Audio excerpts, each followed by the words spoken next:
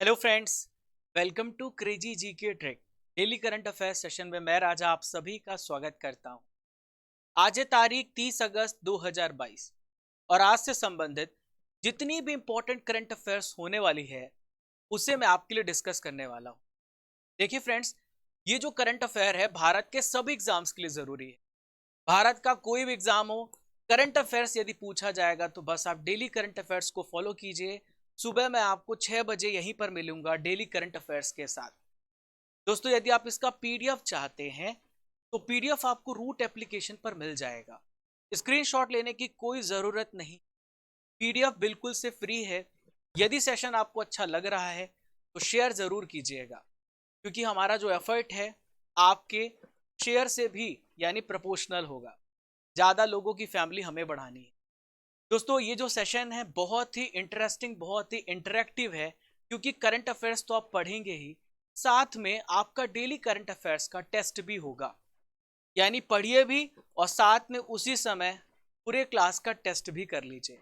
पूरे सेशन को बहुत ध्यान से सुनिए, लास्ट में इंपॉर्टेंट क्वेश्चन मैं पूछने वाला हूं। देखिए, पीडीएफ कहां पर मिलेगी आपको? पीडीएफ आपको हमारे रूट एप्लीकेशन पर मिलेगी। कहां पर मिलेगी? हमारे रूट एप्लीकेशन पर आपको यहां पर पीडीएफ मिलेगी। इसका लिंक आपको नीचे डिस्क्रिप्शन बॉक्स में दिया गया है और कमेंट बॉक्स पर भी पिन किया गया है। अभी जाइए, ज्वाइन हो जाइए। देखिए फ्रेंड्स, हमेशा से याद रखिए, बारिश की बूंदें भले ही छोटी हों, लेकिन उनका लगातार बरसना बड़ी नदियों का बहाव बन जाता है। वैसे ही हमारे छोटे छोटे प्रयास जिंदगी में बहुत बड़ा चेंज लाते हैं, परिवर्तन ला सकते हैं। चलिए दोस्तों, बिना किसी देरी के शुरू करते हैं आज का सेशन। और पहला प्रश्न आप सभी के सामने आने वाला। देखिए, पहला प्रश्न ये रहा, हाल ही में राष्ट्रीय खेल दिवस कब मनाया गया? Very very very important question. तो दोस्तों, राष्ट्रीय खेल दिवस मनाया गया कब? 29 अगस्त को। देखिए, मैं बहुत सारे ऑप्शन को भी डिस्कस करता हूं, जिसमें ए लगा होगा वही आपका राइट आंसर होगा। क्लियर है? पीडीएफ में भी ए लगा होगा वही आपका राइट आंसर होगा। अब आइए समझते हैं किसकी याद में राष्ट्रीय खेल दिवस यानी स्पोर्ट्स डे मनाया जाता है। तो दोस्तों, मेजर ध्यानचंद, जो हॉकी के जादूगर कहे जाते हैं, उनकी याद पर मनाया जाता है राष्ट्रीय खेल दिवस। देखिए, इसकी शुरुआत कब से हुई है? 2012 से। कब हुई है? 2012 से। दोस्तों, एक इंपॉर्टेंट करंट अफेयर्स पिछले साल मैंने पढ़ाया भी था। 2021 में मेजर ध्यानचंद जी के सम्मान में हमारे पीएम मोदी जी ने, इन्होंने राजीव गांधी खेल रत्न पुरस्कार का नाम बदलकर मेजर ध्यानचंद खेल रत्न पुरस्कार रख दिया। याद रखिएगा, ठीक है? राजीव गांधी खेल रत्न पुरस्कार की शुरुआत 1991 से 92 के बीच में हुई है। और सबसे पहले इसके विजेता कौन थे? विश्वनाथन आनंद, जो कि चेस के खिलाड़ी हैं। कौन है? चेस के खिलाड़ी हैं। दोस्तों, यहाँ पे बात हमने मेजर ध्यानचंद जी की है, तो आइए इनके बारे में पूरा एनालिसिस करते हैं, पूरा पोस्टमार्टम करते हैं, सारी इंपॉर्टेंट जानकारी को समझते हैं। देखिए, मेजर ध्यानचंद जी का जन्म कहाँ पर हुआ है? इलाहाबाद, प्रयाग में हुआ है। देखिए, इनका निधन नई दिल्ली में हुआ था। दोस्तों, इन्हें हॉकी के जादूगर के नाम से जाना जाता है। देखिए दोस्तों, मैं आपको बता दूं, भारत जो है 3 बार ओलंपिक में गोल्ड मेडल जीता, और गोल्ड मेडल जीतने वाली जो भारतीय हॉकी टीम थी उसके सदस्य रह चुके हैं। 1928 के एम्स्टर्डम ओलंपिक में, 1932 का लॉस एंजल्स ओलंपिक और 1936 का बर्लिन ओलंपिक। चलिए दोस्तों, इसके अलावा मैं आपको बता दूं, पूरे जीवन में इन्होंने लगभग 1000 से अधिक गोल को दागा है। दोस्तों, जब भारत स्वतंत्र हुआ तो 1948 में इन्हें कप्तान बना दिया गया। 1922 से लेकर 1926 तक ये आर्मी में प्रतियोगिताओं में हॉकी खेला करते थे। अब ध्यान रखिएगा, 1956 में इन्हें भारत का सबसे प्रतिष्ठित नागरिक सम्मान पद्म भूषण से भी सम्मानित किया जा चुका है। देखिए दोस्तों, अगला प्रश्न वेरी वेरी इंपॉर्टेंट, ठीक है? ध्यान से सुनिएगा। हाल ही में संयुक्त राष्ट्र ने किस वर्ष को इंटरनेशनल ईयर ऑफ मिलेट्स घोषित किया है? Very very important question, exam में आने की 200% संभावना है। तो दोस्तों 2023 में, कब? 2023 में इंटरनेशनल मिलेट्स ईयर घोषित किया है। ठीक है दोस्तों, संयुक्त राष्ट्र महासभा है, इसे हम यूएनजीए भी बोलते हैं। इन्होंने भारत के द्वारा एक प्रस्ताव लाया गया था और उसे सर्वसम्मति से एक्सेप्ट कर लिया गया, स्वीकार कर लिया गया है। देखिए 2023 को अब क्या किया जाएगा? इंटरनेशनल ईयर ऑफ मिलेट्स घोषित कर दिया गया है। अब आइए समझते हैं कि मोटे अनाज में क्या क्या आता है। तो इसमें ज्वार आता है, इसमें बाजरा आता है, इसमें जौ आता है या इसे कोदी भी कहते हैं। ये सारी फसलें आती हैं। दोस्तों यहाँ पे मैंने आपको 2023 के ईयर के बारे में बताया है। अब मैं आपको संयुक्त राष्ट्र के द्वारा घोषित बहुत सारे वर्ष 2016 से मैं बताऊंगा। ठीक है, तो 2016 का जो वर्ष है इसे दलहन का अंतरराष्ट्रीय वर्ष बोला जाता है। ठीक है, चलिए अगला देखते हैं 2017 में कौन सा वर्ष। तो ये है विकास के लिए सतत पर्यटन का अंतरराष्ट्रीय वर्ष। याद रखिएगा, सारे पॉइंट्स याद करते जाइएगा। 2019 का जो है ये मॉडरेशन का अंतरराष्ट्रीय वर्ष है, स्वदेशी भाषाओं का अंतरराष्ट्रीय वर्ष है। जो 2020 का वर्ष है ये पादप स्वास्थ्य का अंतरराष्ट्रीय वर्ष है। 2021 का याद रखिएगा, ये क्वेश्चन अभी हाल ही में एग्जाम में पूछा भी जा चुका है। ये है फलों और सब्जियों का अंतरराष्ट्रीय वर्ष। बाल श्रम के उन्मूलन के लिए भी अंतरराष्ट्रीय वर्ष है और सतत विकास के लिए रचनात्मक अर्थव्यवस्था का भी अंतरराष्ट्रीय वर्ष है। 2022 का याद रखिएगा, तो ये है आर्टिसानल मत्स्य और एक्वा कल्चर का अंतरराष्ट्रीय वर्ष। एक एक करके सारे पॉइंट को आप नोट करते चलिए जो भी मैं आपको बता रहा हूं। 2024 जो है कैमिलिड्स अंतरराष्ट्रीय वर्ष है, यानी ऊंटों के लिए समर्पित है। चलिए दोस्तों अगले प्रश्न पे चलते हैं। हाल ही में परमाणु परीक्षण के खिलाफ अंतरराष्ट्रीय दिवस कब मनाया जाता है? When is the International Day Against Nuclear Testing observed? बहुत ही बढ़िया प्रश्न, बहुत बढ़िया प्रश्न। तो 29 अगस्त को दो दिवस याद रखिएगा, एक खेल दिवस और दूसरा है परमाणु परीक्षण के खिलाफ अंतरराष्ट्रीय दिवस। तो ये मनाया जाता है 29 अगस्त को। ठीक है, मैं ए लिख रहा हूं, यही राइट आंसर होगा। पीडीएफ में भी आपको ए मिलेगा। ठीक है, अब आइए समझते हैं कब से शुरुआत हुई है इस दिवस को मनाने की। तो पहली बार इसे 2010 में मनाया गया था। कब मनाया गया था? 2010 में। इसका ऑब्जेक्टिव क्या है? तो दोस्तों इसका ऑब्जेक्टिव है परमाणु हथियार परीक्षण। जब विस्फोट किया जाता है तो उसमें बहुत बुरा प्रभाव पड़ता है। तो सारे देशों को जागरूक करने के लिए कि आप ज्यादा से ज्यादा जो है ना, कि आप कम से कम परमाणु हथियारों का इस्तेमाल कम करें, इसका उपयोग ना करें। देखिए दोस्तों 2 दिसंबर 2009 को संयुक्त राष्ट्र की महासभा के द्वारा इस दिवस को मनाने की घोषणा की। देखिए दोस्तों अब यहाँ पर मैं आपको भारतीय परमाणु परीक्षण के बारे में बताऊं। मैं यहाँ पर आपको 2 परीक्षण के बारे में बताऊं। मैं भारत का सबसे पहला परमाणु परीक्षण बताऊंगा जो कि पोखरण राजस्थान में हुआ। कब हुआ था? 1974 में, और इसका कोड वर्ड था स्माइलिंग बुद्धा।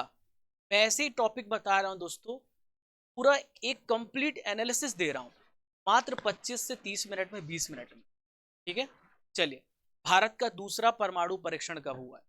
तो दूसरा परमाणु परीक्षण 1998 में हुआ है, 11 मई को हुआ है। ये ऑपरेशन 3 दिनों तक चला, किसी को भी नहीं पता था, किसी को पता ही नहीं चला। दोस्तों इस परमाणु परीक्षण को पोखरण राजस्थान में किया गया था और इसका नाम क्या था? इसका नाम था ऑपरेशन शांति। और दोस्तों मैं आपको बता दूं, नेशनल टेक्नोलॉजी डे इसी की याद में मनाया जाता है। कब मनाया जाता है? 18 मई को।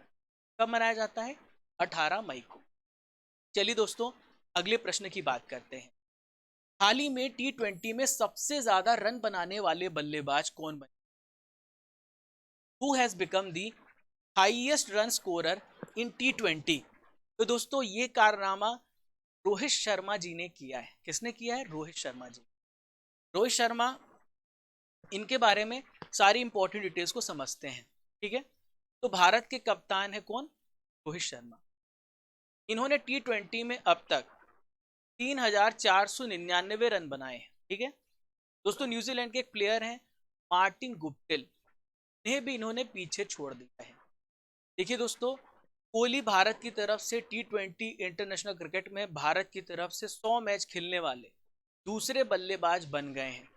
और एक सबसे इंपॉर्टेंट पॉइंट, क्रिकेट के तीनों फॉर्मेट में भारत के लिए 100 मैच खेलने वाले सबसे पहले बैट्समैन बन गए हैं, बल्लेबाज बन गए हैं। चलिए दोस्तों, यहाँ पे बीसीसीआई की चर्चा कर लेते हैं। तो बीसीसीआई की जो स्थापना हुई है 1928 में हुई है। ठीक है, इसका हेडक्वार्टर कहाँ पर है? वानखेड़े स्टेडियम, मुंबई।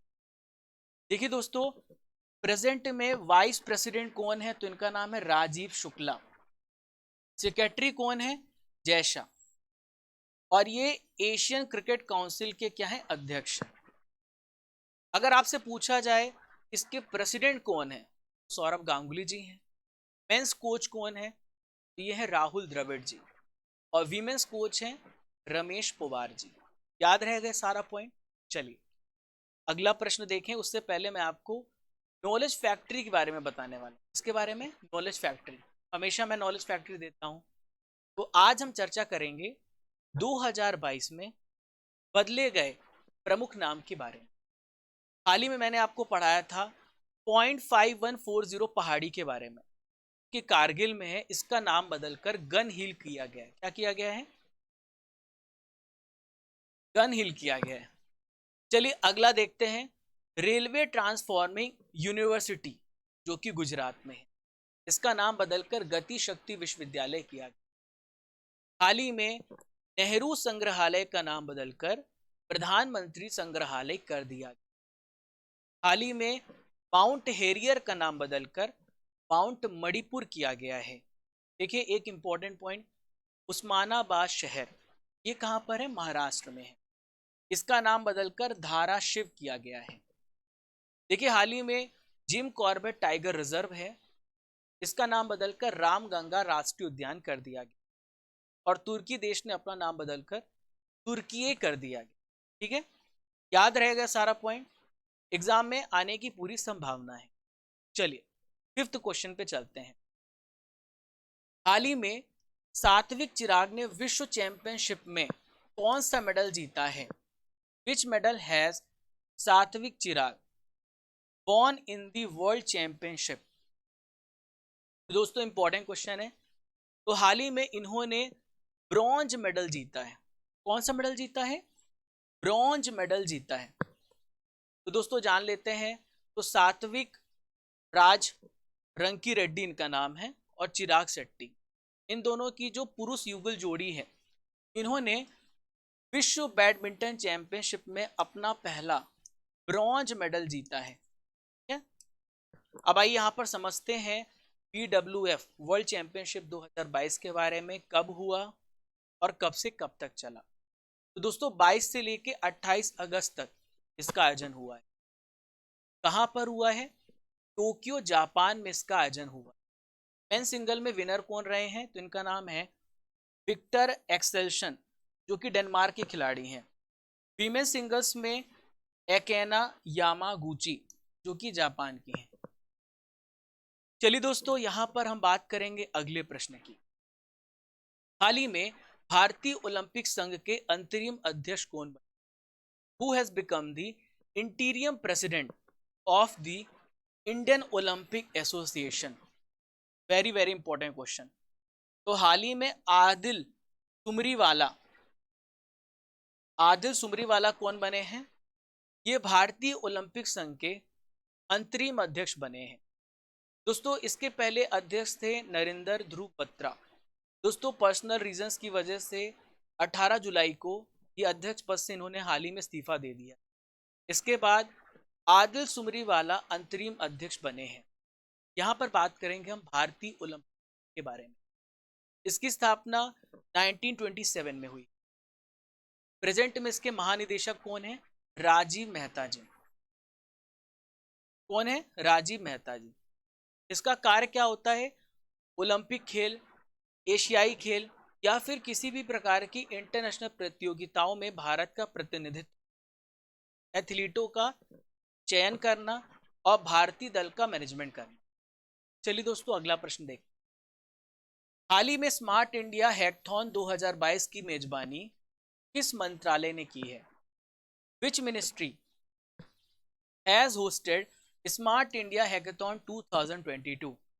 तो दोस्तों हाल ही में मिनिस्ट्री ऑफ एजुकेशन, शिक्षा मंत्रालय ने इसकी मेजबानी। शिक्षा मंत्री कौन है? शिक्षा मंत्री हैं धर्मेंद्र प्रधान। धर्मेंद्र प्रधान। होम मिनिस्टर हैं अमित शाह। इनके पास सहकारिता मंत्रालय भी है। फॉरेन मिनिस्टर हैं एस जयशंकर। एस जयशंकर, ठीक है, फॉरेन मिनिस्टर है। और G Kishan Reddy. G Kishan Reddy ministry of culture इनके पास है। संस्कृति मंत्रालय है। अब आई समझते हैं स्मार्ट इंडिया हैकथॉन के बारे में। इसके बारे में, स्मार्ट इंडिया हैकथॉन के बारे में जानते हैं। तो दोस्तों भारतीय प्रौद्योगिकी संस्थान जो कहां पर, रुड़की में है, ये पूरे देश में लगभग 75 केंद्रों में स्मार्ट इंडिया हैकाथॉन 2022 का शुभारंभ इसने किया है। इसमें क्या होगा दोस्तों? प्रतिभाग जो है, जो पार्टिसिपेंट्स होंगे, वो विद्यार्थी 5 दिनों तक स्पेशलिस्ट की निगरानी में हार्डवेयर की जो चुनौतियां हैं का समाधान विकसित करेंगे। क्लियर है दोस्तों? चलिए यहाँ पे अगला प्रश्न देखते हैं। हाल ही में नीति आयोग के द्वारा किस जिले को सर्वश्रेष्ठ आकांक्षी जिला घोषित किया गया है? Which district has been declared the best aspirational district by NITI Aayog? तो दोस्तों ये डिस्ट्रिक्ट है हरिद्वार। क्या नाम है इसका? हरिद्वार। दोस्तों आकांक्षी जिला क्या होता है? तो 2018 में ये शुरू हुआ। तो जो जिले किसी कारणवश बहुत पीछे रह गए हैं तो उन्हें आगे करना है हमें, ये हमारा उद्देश्य है। तो नीति आयोग ने हाल ही में हरिद्वार जिले को आधारभूत, यानी जो वहाँ की इंफ्रास्ट्रक्चर है, उस थीम में देश के 112 आकांक्षी जिलों में सबसे पहला स्थान दिया है। यानी धीरे धीरे हरिद्वार आगे बढ़ रहा है। दोस्तों नीति आयोग हर महीने, यानी हर महीने, हर मंथ की बात करें, आकांक्षी जिलों की क्या करती है? हेल्थ और न्यूट्रिशन, एजुकेशन, एग्रीकल्चर और वाटर मैनेजमेंट और जो वहाँ की इंफ्रास्ट्रक्चर है, इस थीम पर रैंकिंग जारी करती है। सभी सेक्टर में प्रथम आने वाले को पुरस्कार के रूप में 10 करोड़ रुपए दिए जाने का प्रावधान है। ये कब से शुरू हुआ है? 2018 से। कब से? 2018 से। चलिए अगला प्रश्न देखते। हाल ही में चोखुबी रेलवे स्टेशन ये किस राज्य का दूसरा रेलवे स्टेशन बन गया है? Shokhuvi railway station has become the second railway station of which state? Very very important question. तो दोस्तों हाल ही में ये नागालैंड का, इसका सही उत्तर क्या है? नागालैंड। तो नागालैंड का ये दूसरा रेलवे स्टेशन बन। पूरा डिटेल समझते हैं, पूरा पोस्टमार्टम करते हैं। तो देखिए दोस्तों 100 साल के बाद, यानी 100 साल के अधिक सालों के बाद, इतने इंटरवल के बाद नागालैंड को दूसरा रेलवे स्टेशन है। तो शोखूबी है, इसके बारे में आपको बता दूं, ये दीमापुर जुब्जा रेलवे परियोजना का पार्ट है, हिस्सा है। ठीक है, दीमापुर जो स्टेशन है नागालैंड का सबसे पहला स्टेशन, जो कब खोला गया था? 1903 में खोला गया था। कब खोला गया था? 1903 में। चलिए दोस्तों आगे बात करेंगे हम यहाँ पर नागालैंड की लोकेशन को डिस्कस करेंगे। तो देखिए ये नागालैंड है। नागालैंड किन किन राज्यों से घिरा हुआ है? तो नागालैंड 3 राज्यों से घिरा हुआ है। ये है असम। ये कौन सा राज्य है? असम। ये है अरुणाचल प्रदेश, ठीक है, और यहाँ पर देखिए आप, ये है मणिपुर। तो ये 3 राज्यों से घिरा हुआ है अरुणाचल प्रदेश। अब देखिए यहाँ पर एक देश भी है और ये है म्यांमार। इधर कौन सा देश है? म्यांमार। क्लियर है दोस्तों? चलिए दोस्तों आगे बात करेंगे नागालैंड के बारे में। इंपॉर्टेंट डिटेल्स को भी समझेंगे। नागालैंड की राजधानी कोहिमा है। प्रेजेंट में गवर्नर है जगदीश मुखी जी। चीफ मिनिस्टर है नेफ्यू रियो जी। और 1963 में नागालैंड राज्य के रूप में स्थापित हुआ है। यहाँ पे राज्यसभा सीटों की बात करें तो यहाँ पे एक सीट है और लोकसभा सीट एक है। आज का आखिरी क्वेश्चन आप सभी के सामने आ गया। ड्रीम सेट गो के ब्रांड एम्बेसडर हाल ही में कौन बने हैं? Who has become the brand ambassador of dream set go? तो दोस्तों इसका सही उत्तर है सौरभ गांगुली। सौरभ गांगुली बने हैं ड्रीम सेट गो के ब्रांड एम्बेसडर। दोस्तों यहाँ पे हमने ब्रांड एम्बेसडर्स की बात की है, तो मैं आपको यहाँ पर इंपॉर्टेंट लिस्ट के बारे में बता रहा हूँ जो हाल ही में कुछ कंपनीज कुछ प्रोडक्ट के ब्रांड एम्बेसडर बनाए गए हैं। सबसे पहले बात करूंगा माई 11 सर्कल की, तो मोहम्मद सिराज इसके ब्रांड एम्बेसडर है। ठीक है। फिनो पेमेंट बैंक के ब्रांड एम्बेसडर पंकज त्रिपाठी जी हैं। देखिए मिंत्रा के ब्रांड एम्बेसडर विराट कोहली और अनुष्का शर्मा हैं। एलेक्सा अमेजन के ब्रांड एम्बेसडर अमिताभ बच्चन जी हैं। नेशनल बास्केटबॉल एसोसिएशन एनबीए के ब्रांड एम्बेसडर रणबीर सिंह हैं। IOC believe in sports PV Sindhu और मिशेल ली इसके ब्रांड एम्बेसडर। दोस्तों ये थे इंपॉर्टेंट करंट अफेयर्स। अब करंट अफेयर्स की रसमलाई यानी 2022 के प्रश्नों मैं आपके लिए डिस्कस कर। चलिए पहला प्रश्न डिस्कस करते हैं। हाल ही में किस देश ने कृत्रिम सूर्य पर प्रयोग किया है? बहुत अच्छा क्वेश्चन है दोस्तों, मैंने पढ़ाया भी था। तो ये देश चीन है, चाइना है। अगला प्रश्न है AIIB यानी एशियन इंफ्रास्ट्रक्चर इन्वेस्टमेंट बैंक के उपाध्यक्ष के रूप में, वेरी वेरी इंपॉर्टेंट क्वेश्चन, तो हाल ही में किसकी नियुक्ति की गई है? तो यह है उर्जित पटेल जो कि आरबीआई के एक्स गवर्नर रह चुके हैं। चलिए भारत के 73 शतरंज ग्रैंड मास्टर कौन बने हैं, इनका क्या नाम है? दोस्तों इनका नाम है भरत सुब्रमण्य। सबसे पहले ग्रैंड मास्टर हैं विश्वनाथन आनंद। 17वां प्रवासी भारतीय दिवस कब मनाया गया? 9 जनवरी को मनाया गया। अगले साल 9 जनवरी को इंदौर में जो है इसका आयोजन किया जाएगा। चलिए कौन सा दिन जो है हर साल वीर बाल दिवस के रूप में मनाया जाएगा? तो ये है दोस्तों 26 दिसंबर। डियर स्टूडेंट्स, ये था करंट अफेयर्स की रसमलाई यानी 2022 के इंपॉर्टेंट प्रश्न आपके लिए कंप्लीटली डिस्कस कर लिए। चलिए अब मैं आपका टेस्ट लेने वाला हूँ 30 अगस्त के इंपॉर्टेंट करंट अफेयर्स का। जो भी आपने पढ़ा है अब मैं उसका टेस्ट लूंगा। मैं डेली पढ़ाता हूँ, डेली टेस्ट लेता हूँ, और मैं आपको बता रहा हूँ यूट्यूब में ऐसा कहीं भी नहीं हो रहा है। खेल दिवस की शुरुआत किस साल हुई है? आपने पढ़ा है, तो खेल दिवस की शुरुआत कब हुई है? कमेंट बॉक्स पे आप जरूर बताइए, मैं इसका उत्तर बता देता हूँ। 2012 से। अगला प्रश्न है दलहन का अंतरराष्ट्रीय वर्ष किस वर्ष को घोषित किया गया है? तो यह है 2016। भारत का पहला परमाणु परीक्षण कब हुआ था? 1974 में पोखरण राजस्थान में। भारतीय महिला क्रिकेट टीम के कोच का नाम क्या है? दोस्तों ये है रमेश पवार। चलिए अगला प्रश्न देखते हैं। भारतीय ओलंपिक संघ की स्थापना कब हुई है? 1923, 1925, 27, 28। 1927 को। फिनो पेमेंट बैंक के ब्रांड एम्बेसडर कौन है? दोस्तों मैंने आपको अभी पढ़ाया है, ये हैं पंकज त्रिपाठी जी। नेफ्यू रियो किस राज्य के चीफ मिनिस्टर हैं? Manipur, Assam, Meghalaya, Nagaland. Right answer is Nagaland. Bharat का दूसरा परमाणु परीक्षण कब किया गया? तो पहला 1974 में हुआ था और दूसरा हुआ है 1998 में। बीसीसीआई की स्थापना कब हुई है? 1957, 56, 58, 28। Right answer is 28। क्या होगा इसका उत्तर? 1920। नीति आयोग के प्रेजेंट में वर्तमान में उपाध्यक्ष कौन है? अमिताभ कांत, नरेंद्र मोदी, सुमन बेरी। इसका सही उत्तर है सुमन बेरी जी। तो दोस्तों ये था आपका टेस्ट। अब आपका 29 अगस्त का रिवीजन होने वाला। एक क्लास में कितना कुछ मिल रहा है आप सोच सकते हैं, वो भी 20 से 25 मिनट में। अनबिलीवेबल है ना। चलिए पहला प्रश्न देखते हैं, राष्ट्रपति द्रौपदी मुर्मू ने किसे 49 नंबर का मुख्य न्यायाधीश के रूप में शपथ दिलाया है? तो मैंने अभी आपको कल ही पढ़ाया है, तो ये है उदय उमेश ललित। नीरज चोपड़ा ने कितनी दूर भाला फेंककर तुसाने डायमंड लीग को जीता है? तो ये है 89.08 मीटर।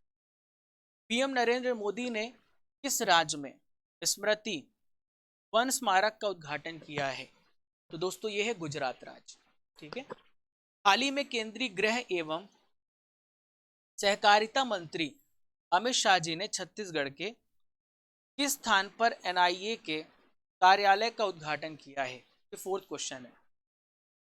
कहां पर किया है? नवा रायपुर छत्तीसगढ़ में। अगला प्रश्न देखते हैं, फीफा ने किस देश के फुटबॉल फेडरेशन पर लगे प्रतिबंध को हटा लिया है? तो ये है भारत। भारत ने 1 साल के बाद फिर से किस देश में अपना दूतावास खोल लिया है? तो ये है अफगानिस्तान। भारतीय सेना किस टैंक को, बैंक ने टैंक को सेना में शामिल करने की योजना बना रही है? तो ये है जोरावर। किस देश ने दुनिया की सबसे कम प्रजनन दर का अपना रिकॉर्ड फिर से तोड़ दिया है? ये साउथ कोरिया, दक्षिण कोरिया। भारत का पहला 3D पोस्ट ऑफिस कहां पर स्थापित किया जाएगा? ये बेंगलुरु, कर्नाटक में किया जाएगा। लिंथोई चननबम ने अंडर-18 विश्व जूडो कैडेट चैंपियनशिप में कौन सा मेडल जीता है? तो इन्होंने गोल्ड मेडल जीता है। दोस्तों ये था 30 अगस्त का कंप्लीट करंट अफेयर्स, और 29 अगस्त के करंट अफेयर्स का हमने रिवीजन भी कर लिया। आज का सवाल आपके सामने आ गया है, T20 में सबसे ज्यादा रन बनाने वाले बैट्समैन कौन है? आपको बताना है कमेंट बॉक्स पर। तो कैसा लगा आप सभी को सेशन? दोस्तों पहले इस्तेमाल करें फिर विश्वास करें, डेली मेहनत करें, और अगर आपको सेशन सच में अच्छा लगा है तो शेयर करना बिल्कुल भी मत भूलें। ये जो आपकी फैमिली है, इसे इंडिया की सबसे बड़ी फैमिली बनानी है आप, और आपको प्रॉमिस करना है इस फैमिली को हम और आप मिलकर के सबसे बड़ी फैमिली बनाने वाले। दोस्तों अगर आप पहली बार हमारे चैनल पर आ रहे हैं, डोंट फॉरगेट टू सब्सक्राइब, ताकि आपको हर बार ये वीडियो मिल जाए, और बेल आइकन बटन दबा दे ताकि आपको हर एक नोटिफिकेशन सबसे पहले मिल सके। दोस्तों पीडीएफ आपको रूट एप्लीकेशन पर मिल जाएगी। रूट एप्लीकेशन पर अभी यहाँ पर देखिए गणेश चतुर्थी पर 80% तक का ऑफ मिल रहा है कुछ कोर्सेस में। आप उन कोर्स पर विजिट कर सकते हैं, आपकी इच्छा है आप लें चाहे ना लें। दोस्तों अगर आपको सेशन अच्छा लगा है तो लाइक ज़रूर करें, शेयर करें, और कमेंट करके बताएं how was your session. Thank you friends, जय हिंद, जय भारत। जब तक तोड़ेंगे नहीं तब तक छोड़ेंगे।